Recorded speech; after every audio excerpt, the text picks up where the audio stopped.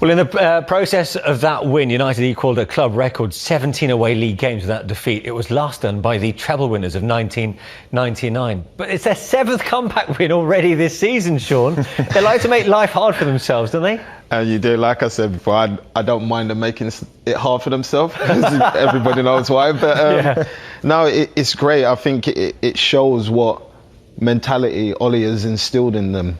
Like, to go 1-0 down and to come back all the time shows that they believe and they have the character and they believe in their own ability to push on and obviously win the game. Yeah, we've got to give Lookman credit. I mean, he took his goal brilliantly well for Fulham. Yeah. But what's the reason behind their slow starts?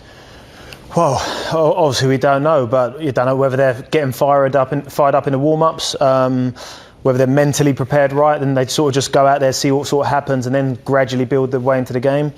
We don't know, but look, they've shown fantastic character to come back from doing it the difficult way. But I just think it's kind of a positive in their sense that I think they've got so much more potential because they are doing it the hard way. So just think when they start games correctly, and you know, because they've shored things up at the back at the moment, and obviously going forward they could be a threat to anybody. So I think mentally, if they just start from the first whistle on the front foot and take the game to the opponents, I think they'll be even more of a threat. Yeah. Jenna, don't you think possibly, because you know what it's like when you play sometimes, when you go 1-0 down, it's almost in your head, we have nothing to lose now. So your mentality changes, you play more free. Yeah. So maybe that could be what creates that situation for them. It could be. But if you're at a club like United, 9 times out of 10 you're going to be favourite for the football match. So you want to go out there with your game plan, start well, and because teams go to Old Trafford and think, how are we going to win today? And if United are going to give them a goal in the first 10 minutes, of course they're going to be rubbing their hands together. Whereas when we was at Chelsea, we used to just come out the blocks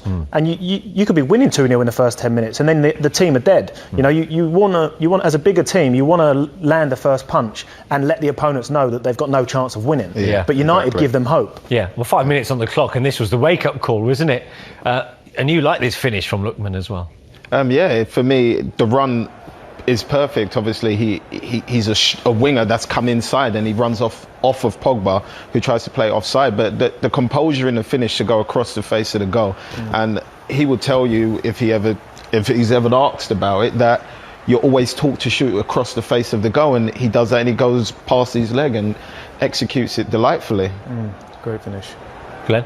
Yeah, it's a fantastic finish. It's awful from United's point of view, but in terms of Fulham, they've seen a gap. Lookman's burst into it and he's got it under control perfectly. And like you say, he's stayed composed. He knows he's got a fantastic chance in a struggling side to put his team in front, and he's finished it really well. Pogba, of course, got in on the act. He scored the all-important goal. I mean, at the minute now, he's really found a rich vein of form, scoring big goals in big games. We saw him do it, of course, scoring the winner against Burnley. It's the second time he did it in four days. And he's got that hunger back, hasn't he? And it's quite interesting, since his agent was quite vocal about him being unhappy at Old Trafford, his form's really kicked on since. Yeah, well, like you say, since those comments from the agent, he's been fantastic. And personally, I think in recent weeks he's played in that sort of wide right, hasn't he? And I personally prefer him there. Do you? I do, yeah, because sometimes he can be slow on the ball and have loads of touches, which he's fantastic at. But if I was his manager, I'd much rather him do it wide out on the left or the right than do it when he's the holding midfielder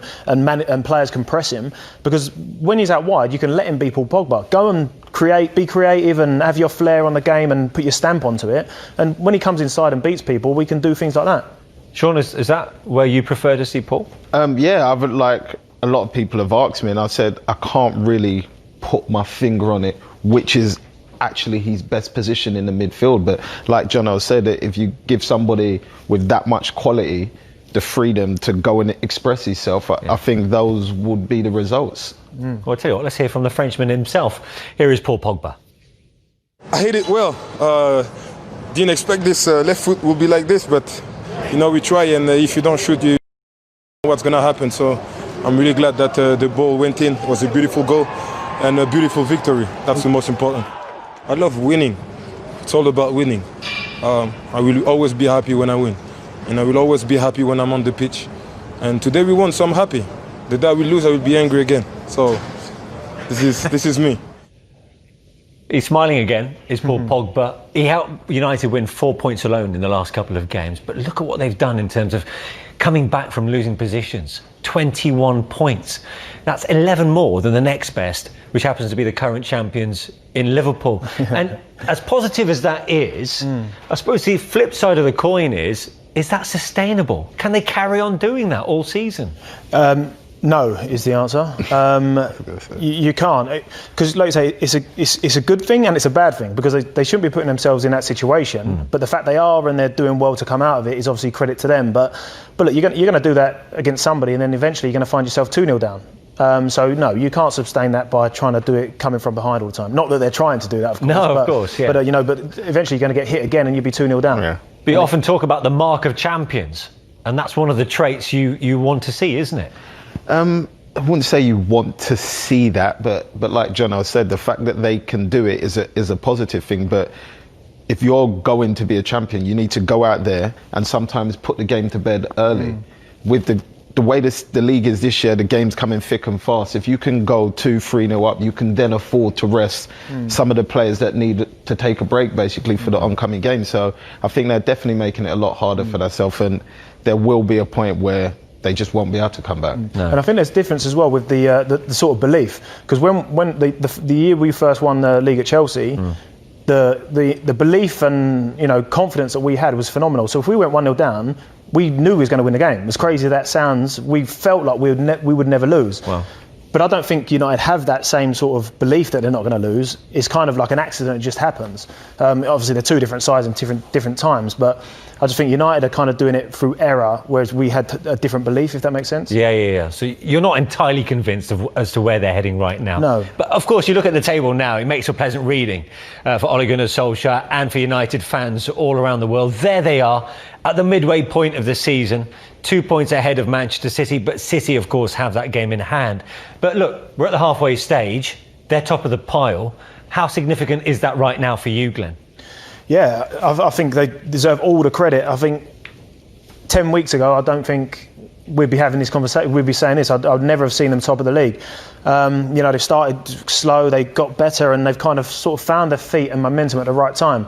And look, you never get to the top of the Premier League without deserving it, that's for sure. Yeah. And I just think they've got that potential because they're still a bit on and off with their performances. Yeah. And if you can be on and off with your performances and be conceding early goals and still be a few points clear at the top of the league, they're obviously doing something right. You both know Scott Parker.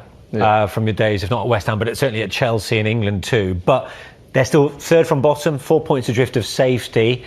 Although he's lost his games, can they still take plenty of heart? For me, totally. I watched them from the beginning of the season, and you can see the improvement they've got with the players they've brought in. I think they personally defend quite well. They play good football, and they create chances. I think even in the game against United, I think if Anthony doesn't, if the left back Anthony, I think it is, doesn't get sent off, I think the game's completely different because he had Pogba defending so deep that space where Pogba found, I don't think would have really been there. So I think United, like John said, you can't do what they're doing forever. They come up against the bigger teams. If they go 1-0 down against Liverpool on some of the chances, then for me coming back is unlikely. Yeah. Have Fulham got it in them to get out of this trouble? Yeah, 100%. I think they have, because they obviously play good football. They've got a couple of match winners, and they go into some matches and you can see that they could get something. You wouldn't be surprised if they got something in certain games. Yeah. Whereas there's a couple of teams below them where they start games and you just think they've got no chance of winning. Whereas Fulham, I think, like I say, they've got a couple of match winners. They do play some good football, and like I say, against United, if they stayed with 11 men, I think they would have got something that day as well. Okay. And